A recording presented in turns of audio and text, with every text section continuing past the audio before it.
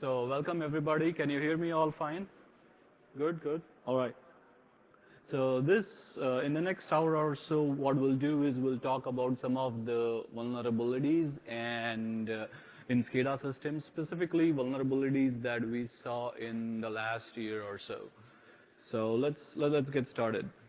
The agenda here is to, before going into deep diving into vulnerabilities, what are SCADA vulnerabilities, which components they are into, I'll do a brief introduction just to make sure that all of us here are on the same page, because as you know, the term SCADA is probably overused for a lot of different types of systems, and so we'll just make sure that all of us are talking about the same thing here.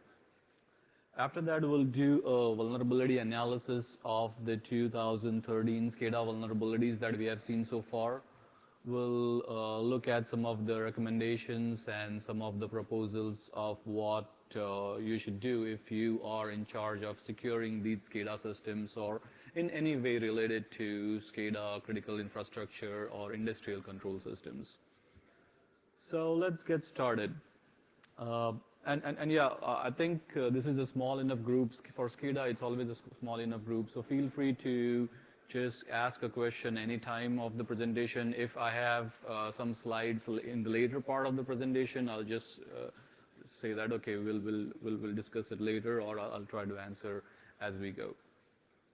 So SCADA systems are called with various different types of name. Supervisory control and data acquisition, or SCADA systems, distributed control systems, industrial control systems, critical infrastructure systems. So what do you sort of think or envision when you think of a SCADA system? Do you think of any of these, which is basically, let's say, electrical power lines, petroleum pipelines, windmills, or it can be categorized as factory floors, and in this case, since everyone loves sugar, I have a donut factory just churning out donuts. Or it could be an automobile plant where robots are assembling something on an assembly plant, or so on and so forth. So all these systems are a little bit different. So the ones are on the top are really distributed. They can be thousands and thousands of miles long. So one of the components, so some of the components on, for example, that gas pipeline could be miles and miles, states or countries away where the control system is. And they are typically called as SCADA or systems. The ones on the bottom, they are huge, but they are typically confined to one huge plant, and all the components are typically in one or two plants which are either nearby or connected somehow. So yes, all these are examples of SCADA systems, and I'm going to use the term SCADA a little loosely in this presentation for industrial control systems, for distributed control systems, for critical infrastructure systems, because I think a lot of them have various similarities in them. So why SCADA and why AppSec? So this is an AppSec conference, Application Security, OWASP type of conference. And typically, I talk about SCADA stuff on more of industrial control systems or those type of conferences. So why talk about SCADA at an AppSec conference?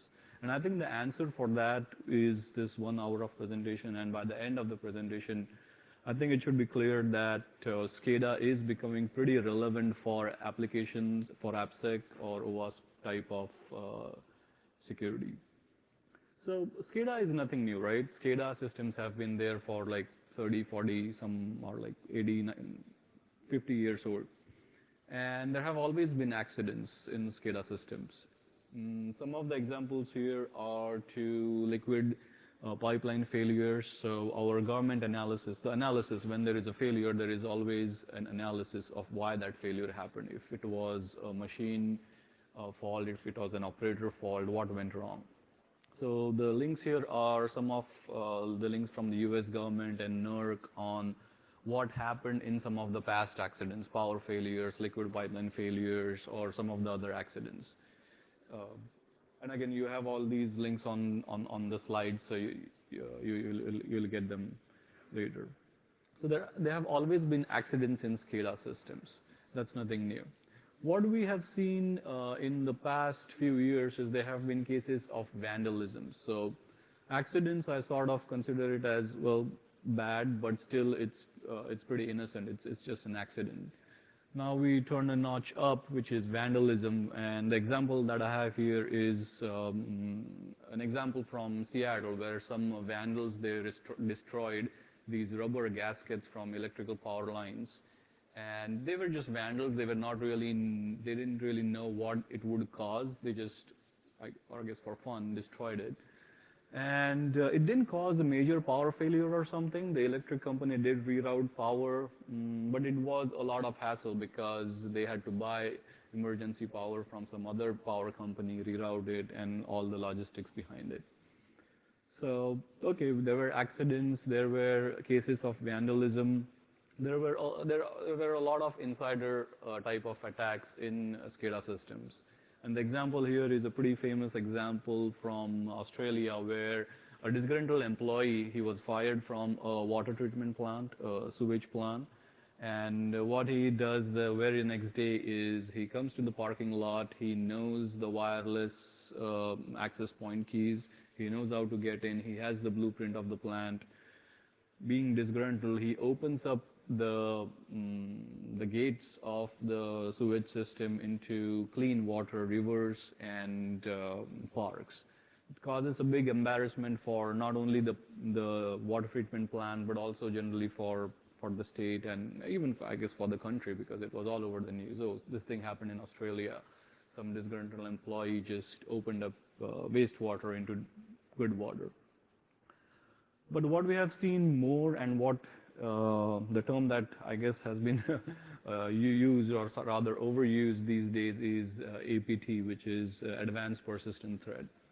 And the link that I have here is from Symantec, which is a white paper comparing the Dooku worm with Stuxnet, and the paper concludes that the same people who wrote Stuxnet also wrote Dooku, which was a similar type of worm. How many people of here have heard about Stuxnet? Okay, Dooku. Okay, so you're in the right session. I am in the right session. When we look at the next slide is of the 2013 vulnerabilities in not just 2013 vulnerabilities, but vulnerabilities that have been in SCADA system for the last 3 years, from 2009, 2010, 2011, 2012, and an estimate of 2013. Now, 2 weeks ago, a couple of researchers, they said that they will disclose 40 vulnerabilities by the end of this month. So my estimate is wrong here, and I think by the end of 2013, we will see same amount of vulnerabilities reported for SCADA system as they were in 2012. Now, take these numbers by a little bit of grain of salt, because everybody of you must have heard that SCADA systems, SCADA vendors are typically 10 years behind typical IT vendors. And I sort of agree with that, because a lot of SCADA vendors still are, I mean, there are a few vendors like Siemens who are really forthcoming about vulnerabilities, who at least have a vulnerability listing page on their website where you can go and see what are the latest Siemens vulnerabilities, how can I patch. But not all vendors have grown to that level of maturity, I guess. So something that we saw 10 years ago in the late 90s with Microsoft and others is a lot of vulnerabilities going on, and Microsoft started this security program, I think, which just had its 10-year anniversary last month, Microsoft Patch Tuesday. I mean, I'm pretty sure all of you are aware of that. And the program really matured in 10 years. So now, in the IT type of world, still there are vendors are pretty forthcoming. They disclose their vulnerabilities. They give as much technical information as possible about the vulnerabilities, and there is no sort of it's actually good to come up and tell that, okay, my product has this and this vulnerability, and I have fixed it, or I am fixing it. I don't know about your feeling, but I think the SCADA vendors are getting there, but are not there yet. And that's the reason I've said take these numbers by a grain of salt, is because these are only the number of vulnerabilities that have been disclosed or accepted. I'm pretty sure there are more vulnerabilities which are found in SCADA systems. So to study these vulnerabilities, because SCADA, as you know, is a pretty, the SCADA systems are pretty huge with diverse components. What we did was we created a sort of a framework by which our engineers can understand SCADA vulnerabilities. Before I go into the details of this, what I mean by our engineers is what I do is well, I actually skipped the introduction part. I'm director of vulnerability research at Qualys, and what my team does is we analyze vulnerabilities, not just SCADA vulnerabilities, but vulnerabilities for basically any software under the sun, and create signatures so that our scanner can identify these vulnerabilities. And for those engineers to classify SCADA vulnerabilities correctly, we created this framework. So I'm going to take a moment to explain what this is.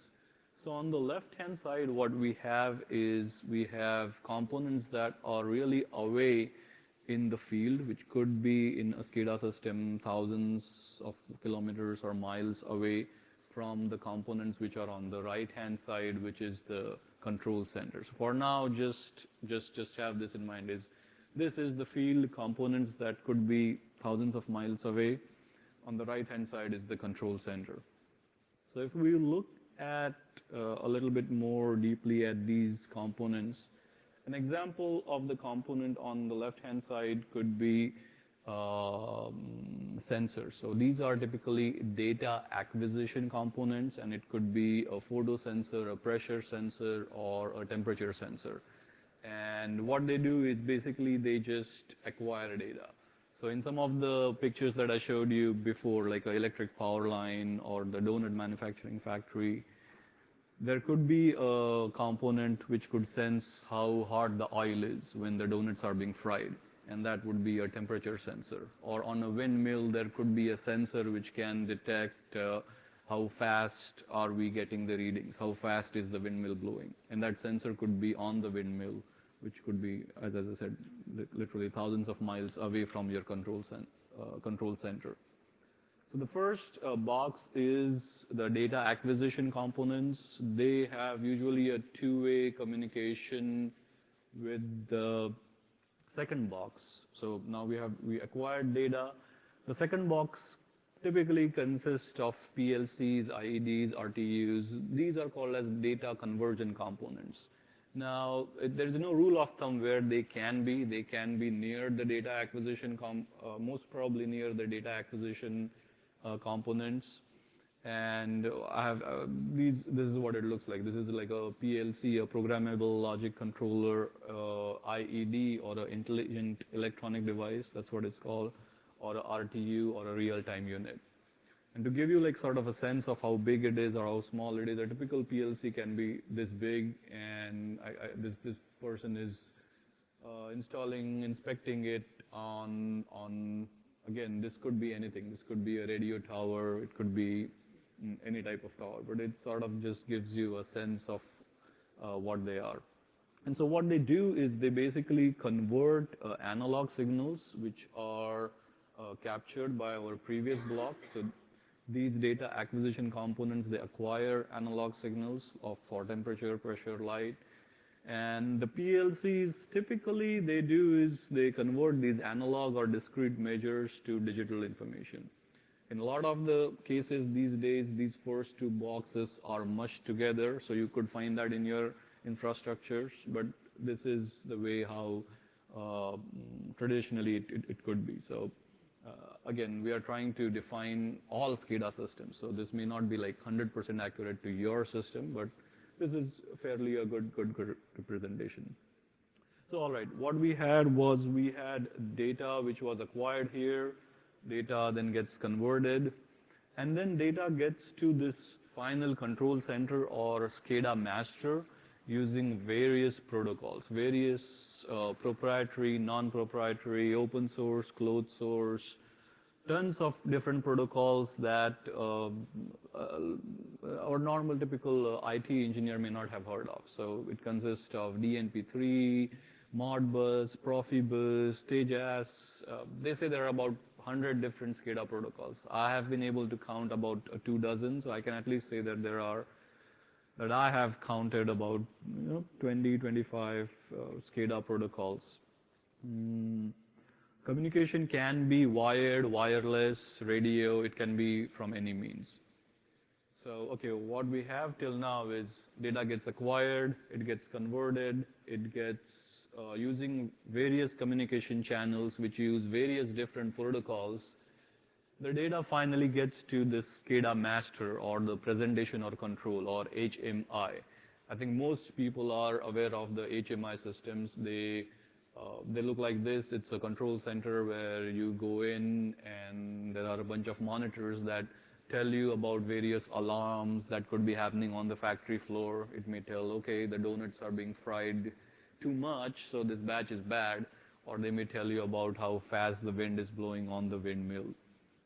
So basically what happens at HMI or presentation and control is that an operator is manned 24/7 to respond to these alerts. So if the oil is too hot for the donuts, he will adjust the temperature or adjust the pressure on some valve or things like that. So these are typically called as HMI, DCS, or basically SCADA master systems. So with this in place, now let's take a look at some of the 2000 vulnerabilities and which buckets do they fall in. So what we just did was we created these 4 buckets of components, and now let's see where in the last year a lot of vulnerabilities fell. So since this is statistics, about almost no vulnerabilities were disclosed in the data acquisition components. And I can understand that because these components are really simple devices.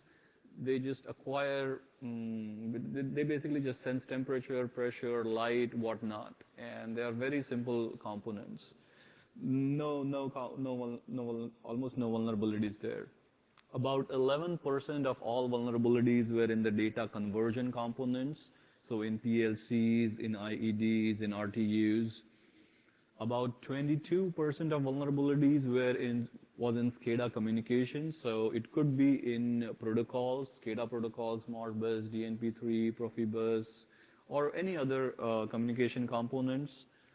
But a whopping number of 66% of vulnerabilities that we saw were in the SCADA master.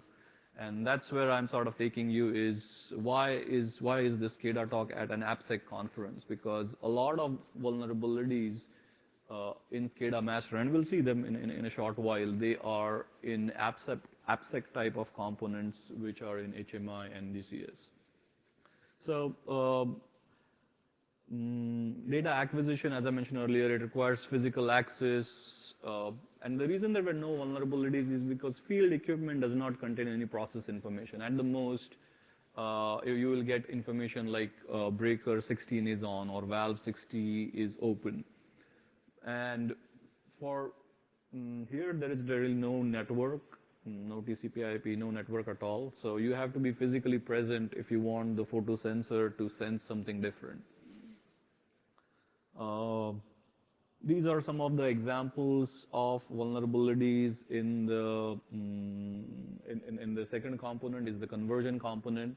And just to be fair to all vendors, I've taken one example of each vendor. So I'm not trying to target any particular vendor like Emerson or Siemens or anyone. So each of these examples, I've picked one example from one vendor. So it's sort of a neutral type of talk. So let's look at this example vulnerability. This was CVE 2013-0693. Does everyone know about the CVE system? This is basically how you identify the U.S. government, or MITRE actually, it assigns every vulnerability a unique identifier, which is called as the CVE. So in here, what happened was this Emerson PLC RTU, I believe, it had a vulnerability where it did a beacon broadcast. So it told, it was broadcasting where it is basically. And that was still, I mean, you could say that it's a feature, it's not a vulnerability to let you know where that particular RTU is. But if attackers get on the network, then they can also listen to this beacon or broadcast and identify, oh, that is where my target is. So fine.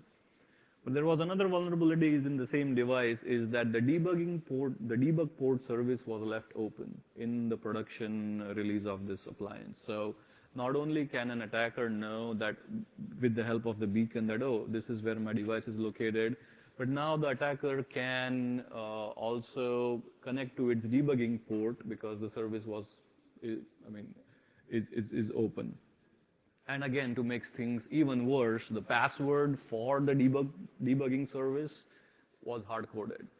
So if I am an attacker, I somehow get on the network, I know where this particular Emerson rock is because it sends a network beacon. I know there is a debugging service open, so I can connect to it, and the manual has the username and password in it on how to connect to it. So basically, I have full control of the device. So again, as an attacker, you don't really have to do any sort of tricks to connect to it. It's all open. It's sort of difficult to disable it once it is installed in the field. And this, I think, sort of gives you sort of a sense of what type of issues that we are seeing at this level of, or in this bucket. A patch was available from Emerson, which closed the debug port, which made the network beaconing optional, and I'm not sure about the hard-coded password since they closed the port. But this is an example of vulnerability in RTUs. Another very similar vulnerability in a PLC from Siemens. Same thing, debugging port kept open on UDP 17185 or UDP port. And what I have here is the access complexity, the access and the impact. So CVSS, which is I guess the only standardized way to measure vulnerabilities, they define access in these terms, and what AV is access vector. So where can the attacker be to compromise this vulnerability? And N says, which means that attacker can be anywhere on the network. Access complexity is low, which means how difficult is it to exploit the vulnerability. Low means it's not really difficult to exploit it. AU is authentication. Is authentication needed to exploit this vulnerability? And it says no, which means that attacker doesn't need to crack any authentication because it's default username passwords. And the impact is basically on confidentiality, integrity, and availability. So if an attacker compromises this, what could happen? Can he get some confidential information, integrity, and availability of the systems? So these are standard CVSS metrics that are defined, and if you look up the CV, you will find them on the NIST or on the MITRE website. So this was about vulnerabilities in RTUs, IEDs, or PLCs. Let's move on to some of the vulnerabilities found in the communication components. So in the last year, there were about 24% vulnerabilities in miscellaneous components, which are basically not listed here. About 12% of vulnerabilities were in the implementation of the Modbus protocol. 16% in DNP3, 12% in C37118, 4% IGMP, 4% SNMP. Again, a pretty high, right? 16% in FTP and 12% in SSH, SSL. So this chart has sort of mashes your normal protocols, SSH, FTP, Telnet, IGMP, with some SCADA specific protocols, which are Modbus, DNP3, and things like that. And vulnerabilities in the SCADA protocols are mostly in the implementation of those protocols. As you know, these protocols, the SCADA protocols, so let's say the first three protocols, Modbus, DNP3, and these three guys, these are SCADA specific protocols. If you ask your developers saying how to secure this, they would say that these are about 30-year-old protocols. So for example, Modbus was developed 30 years ago, the same time TCP/IP was being developed. The way now it is being ported to TCP/IP is just you put, and again, that's not the topic of this presentation, but you just take the Modbus packet, put it into your TCP packet, and sort of you make Modbus work on TCP. But what I'm trying to say is they were developed the same time as TCP/IP was developed and had no built-in security measures into them. So like a modern day protocol, like you would have some security measures built into protocol. But these protocols, it was assumed that they are run in a closed environment, and that's why there was no need at the time for security. But what happened was the world has changed. If you were in the SCADA or ICS world in the late 90s, what happened was a lot of users, as well as they asked their vendors that, hey, this thing called as Windows is coming up, and instead of getting me this proprietary SCADA system, like the ones that we saw earlier, why don't you port a lot of your components on Windows? And the SCADA vendor said, oh yeah, that's fine, we can do that, it's less cost for us, it's less cost for you, let's do that, which was a good thing. But then all the vulnerabilities and attack vectors and exploits which were possible on Windows now are affecting your SCADA system. So anyway, this is the communication chart for where vulnerabilities were found. Let's and we will take a look at it a little bit in detail. So this is a communication component, a Nano 10 PLC. And there was a denial of service in one of the components. And then another example of Galil-Rio PLC, which is on the right-hand side, there was again a denial of service vulnerability. Schneider Electronics had a Modbus remote code execution as well as denial of service. And again, in this in an hour, it's impossible to sort of go over or go into details of all these vulnerabilities, but you can look these CVEs up, and it will point you to what the vulnerability is and all the details of the vulnerability. Same thing, DNP3, this was a protocol developed for the electrical grid system in North America. And various companies like Matricon, OPC server had this, again, buffer overflow, DNP3 vulnerability, subnet, IO server, you name it. Also, what I want to sort of get the message through is no matter what vendor you have, I mean, you are seeing a lot of vendors in all these slides. Some of them are small-time vendors, some of them are pretty big vendors, but a lot of them have vulnerabilities. And as we mentioned before, not all SCADA vendors are at that maturity level where if you go on the vendor website, it is easy to find out what are the vulnerabilities in their product. So unfortunately for now, you have to rely on your, like a scanning vendor or something like that to find vulnerabilities, or do it yourself, as in monitor various bulletin boards, various ISC cert alerts to find where these vulnerabilities are. So going ahead, as I was mentioning, a lot of these security protocols in SCADA, they were not developed with security in mind, because security was not a concern when that protocol was developed. So there is basically no integrity, availability, or confidentiality aspect built into the protocol. So by confidentiality is if you use Modbus and tell the Modbus server to lower the temperature of the device it is connected to, it will just do it. It will not ask you for credentials. It is not built into the protocol. It will not ask you who are you. Or even if you say, okay, I am this and this user, it will not ask, okay, let me check if you are authorized to do such and such operation. All these things, basically, confidentiality, integrity, they are not built into the protocols that SCADA systems use, because they were designed like 30 years ago, some of them. The screenshot that I have here is a free tool called SCADA Scan, which I have developed. This is the URL. And what it does is it will help you, it sort of brute forces some of the Modbus slave IDs. It does something with DNP3 as well, identify all your DNP3 devices.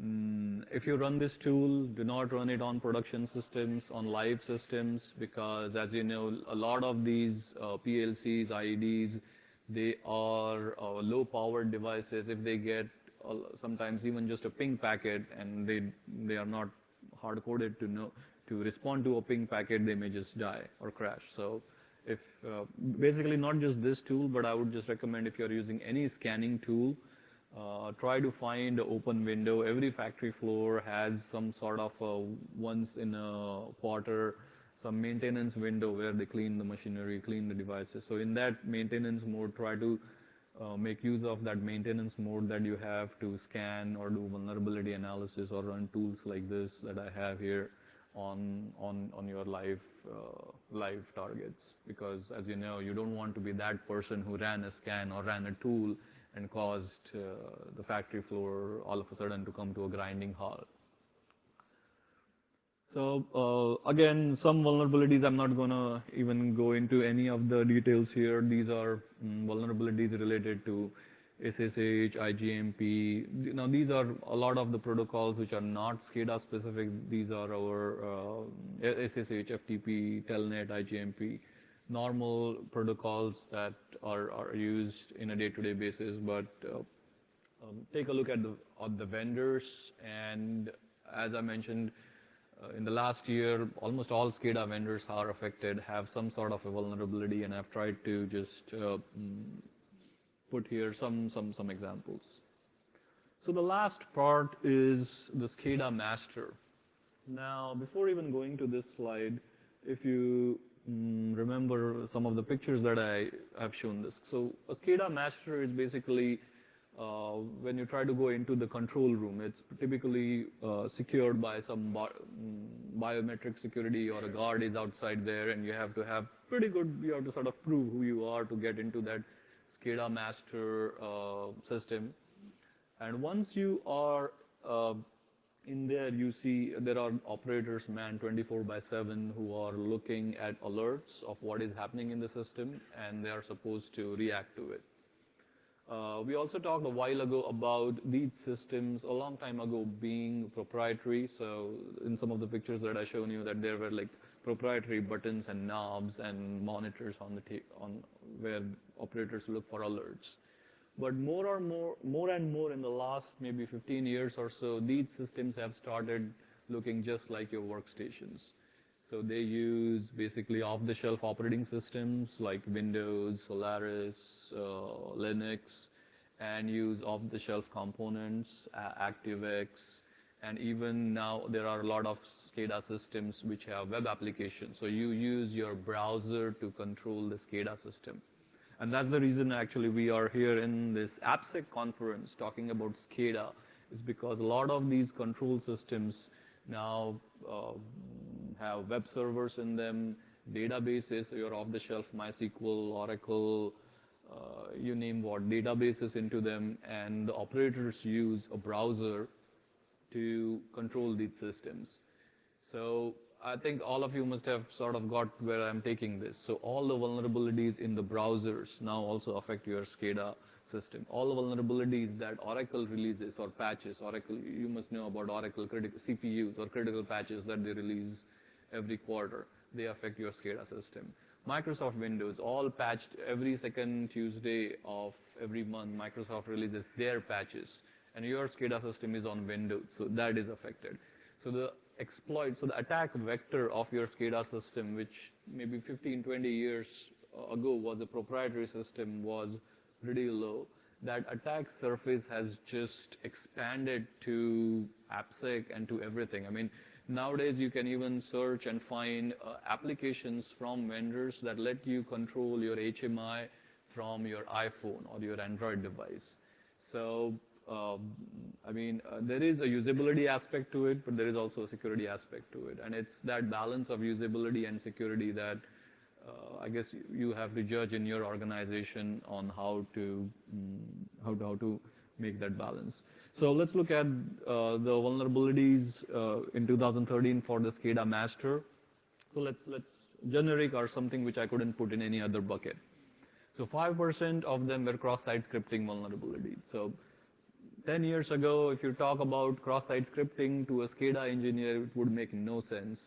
But now, since SCADA systems are controlled using in a web browser and there is a web server serving data from the SCADA system, it all of a sudden makes sense. So we have 5% cross-site scripting in SCADA systems, SQL injection vulnerabilities, database-related vulnerabilities, and this 31% is a generic web application vulnerability. So these generic means these are non-web app vulnerabilities, but this means that these are generic web app vulnerabilities. We had directory traversal, cross-site request forgery, vulnerabilities in various ActiveX controls, as well as some in crypto. So now your SCADA system vendor, the developers at your SCADA system vendor, they have to be trained to write secure AppSec code, application security enabled code. And if you are the practitioner who is in charge of securing these SCADA systems, you just don't need to know all the SCADA protocols, Modbus, DNP3, and all the SCADA stuff that you knew for the last 30 years or so, but you need to know all the AppSec related stuff as well, because all the systems are moving in that direction. And pretty soon, I'm sure you would need to know about Android and iOS security if things take off and really people start implementing or letting their operators control these systems or react to alarms from their homes or from anywhere using their iPhones or iPads. So these are just some of the examples. Again, a lot of vendors here in the first word, Invensys, Siemens, database object manipulation, cross-site scripting, SQL injection. So I think it's pretty clear by that first chart now why AppSec and even things like SCADA, critical infrastructure, or industrial control systems are getting more and more close together. So real world issues, the number one issue that we still see is, the one that we didn't see 30 years ago in SCADA, but we more increasingly see now is the control system network is often connected to corporate network or even to the public internet. So the control system network usually needs to be segregated from your HR system, from your payroll system, from the system in which you check your emails or things like that. The reason is because all these viruses and worms, you have a control center where there are thick steel walls and biometric security to get in. But if the network inside is connected to your HR network and admin network and email network, then viruses and worms, they don't need to go through these thick walls. They can just jump off your HR network or your admin network or whatever, your email network, to your SCADA network. And that's the number one thing that at least we see wrong in the configuration is these systems are connected to your internal network without much protection, or sometimes even to the wide internet. So after Stuxnet was released, there is this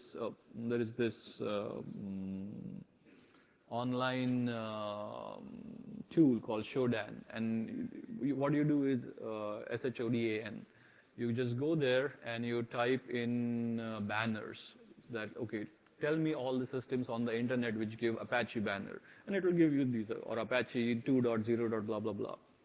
So after Stuxnet was released, I went there and said, let's check if there are any SCADA systems connected to the internet inadvertently. You put in some queries there, Siemens, this, that, and you would see even today a lot of SCADA systems being inadvertently connected to the internet. And it also has this top queries, and after Stuxnet was released, a lot of the top queries had SCADA systems in them. So people were trying to find, oh, let me check if this SCADA system is online or that SCADA system is online. So that's, I think, the number one issue that we see is control systems connected to the corporate network or internet. We saw that there is no authentication or poor user authentication in many of these protocols. Some of the protocols like DNP3 support it, so if you have DNP3, make sure that it is configured in that mode, not just it's not just a checkbox that okay you are using the latest protocol, but it has to be configured to be running in that mode as well. There is almost no patching in SCADA system, and there is a long history about this because, okay, now you are running Microsoft Windows. Windows releases patches every month. Can you patch your SCADA system every month? The answer is no. Does your vendor, your SCADA vendor, provide you with the guidance that if you apply this Microsoft patch, your SCADA system will still work? Most probably the answer is no. And that's the reason a lot of SCADA systems still run Windows XP. In some cases, we have seen Windows 2000, and they are totally unpatched. Attackers don't need to even invent new vulnerabilities like Stuxnet Sudoku did. They can just use a 5-year-old vulnerability because most of the SCADA systems would still be vulnerable to those because they are not patched. And the reason they are not patched is because no one wants to take that, well, there are many reasons. One of the reasons is that you don't want to patch your critical SCADA system every month without knowing what the patch would do. Secondly, even though you may be running a system which looks like Windows, it may be a custom blend of Windows. So your vendor has to sort of recompile the patch from Microsoft and then give that special Windows patch to you, which you can apply. And it really depends on how quick your SCADA vendor is in giving you these patches and whatnot. We already talked about default passwords, shared passwords. The number one thing that I get from SCADA operators is that it's a critical system. If we put passwords or difficult passwords on it, and if there is a fire on the factory floor, we don't want to just type wrong password and waste time in that. But I was also talking to one of in one of these conferences to a person from the military, and they said that in the military they have like 18, 20-year-old people entering 20-character passwords correctly all the time, which is changed every week. Now, agreed, we cannot implement that in our IT systems because no one would want to work for you if you change your password every week and it's 20 characters, but we should give some thought to passwords or thought to not having passwords. We also saw there were systems which are not restarted in years. And can anyone guess why these systems are not restarted in years? Everyone knows their SCADA systems are not restarted in years. I see a lot of nodding. And because most of them are not confident that the system will come up again if they restart it. So, yeah, I think that's the state a lot of SCADA systems are today, where they are not being patched. They are really old, totally vulnerable. And that was fine if the systems were air-gapped, but now these systems are connected to the internal network or inadvertently connected to the internet, and that's where alarm starts ringing, and that's where really the security risk is here. We already talked about this, systems using default off-the-shelf browsers and all their vulnerabilities. Unnecessary services, a lot of SCADA systems are Windows, Unix systems, so they would have a lot of other unnecessary things, so you have to make sure that unnecessary services are not running. We've also seen a lot of internal differences in organizations between the SCADA engineers who manage the system and the security professionals who are trying to secure them. Inadvertently, someone has scanned some SCADA system which caused some PLC to go down, and then they say that, okay, now you will never scan my SCADA system ever again. And we have seen this just too many times where I think security really loses in this battle. Another one, I mean, the real challenge with SCADA systems is the long life cycle.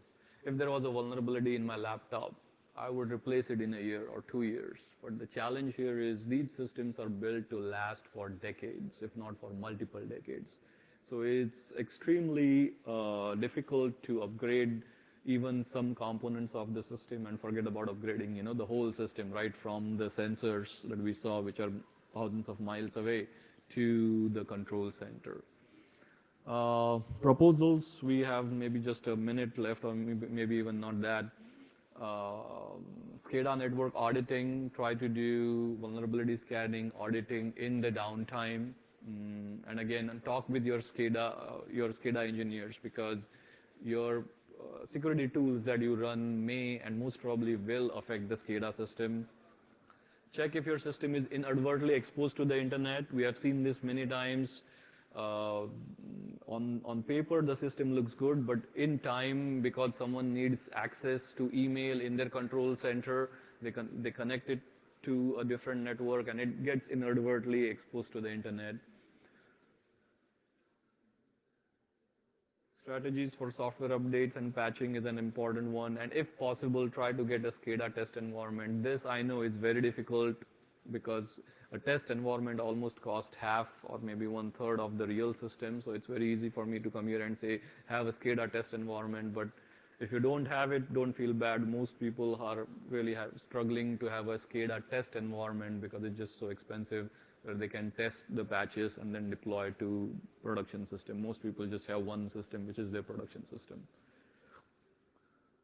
All right, so this is a little bit about the tool that I mentioned. Again, the slides are on the, you can look at that. And also, if you want to know more about SCADA vulnerabilities, I tweet about it pretty often, so you can follow me. This is the link to the Google, to the tool, and then there are some other interesting SCADA articles at my website. So we are out of time. I'll take questions outside of the hall after this, because there is another session at 12. Thank you for coming here. Thank you.